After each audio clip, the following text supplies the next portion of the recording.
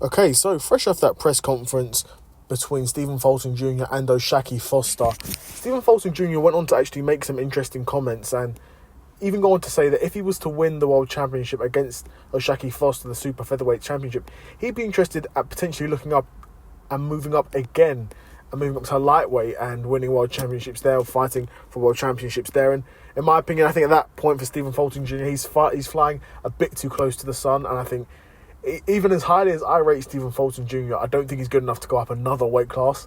I don't think his style is really... He's not got the style of a boxer that is able to move up multiple weight classes. I mean, not multiple weight classes, because that's what he's done. He's going for a third world championship, and I think he'll win it in the third weight division. But to be one of those legendary pound-for-pound fighters that go up 4 weight divisions and win world championships, I think he's flying a bit too close to the sun. Considering, I understand that the super featherweight division isn't super stacked right now, isn't super deep. There is some talent there, but Stephen Fulton Jr., if he's on a quest to make the most money, then yeah, lightweight is where the money's at, because that's where the bigger names are at this moment. Lightweight's a really stacked division in my opinion, and some big names there, and there's some nice paydays. But Stephen Fulton Jr. has not won this world championship yet.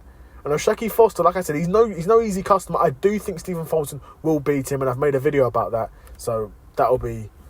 You can check out the channel for that video. But, you know, I wouldn't be so quick to overlook Shakur Foster, because he's a tricky guy who's been at this world level for a decent period of time now and is used to operating at this level. Not to say that Stephen Fulton isn't, because Stephen Fulton definitely is capable of operating at this level, because we've seen it at the 2 below weight classes. But doing it at 126... will that prove to be a different beast? Oh, sorry, 130, sorry. Not 126. Doing it at 130, will that prove to be a different beast? Perhaps. Perhaps it will, but I do think ultimately he has got enough in the tank to beat Shakur Foster. But if he's to move up again, what does that look like at lightweight? And I'm looking at the top 10 at lightweight. You know, I don't really fancy him against any of those guys. And if we're looking at the top at lightweight, you've got your Shakur Stevenson, your Williams Zepadas, your Andy Cruzes, your Muratalas. I don't think Stephen Fulton beats any of those guys. And if you want to claim, your Floyd Schofields, etc., if you want to claim a world title at 135, you're going to have to fight one of those guys. Not to say that Stephen Fulton Jr. couldn't have some success at lightweight, but moving up to the 4th weight division and then, mixing it at a world title level, I'm not sure if Stephen Fulton is that good. Not to say he's not good, but to say he's that good, I don't know. Not in my opinion, but I'd be super curious to know what you guys think of this. Do you think Stephen Fulton could move up another weight class and mix it with those guys at lightweight? Do you think he's a capable enough boxer?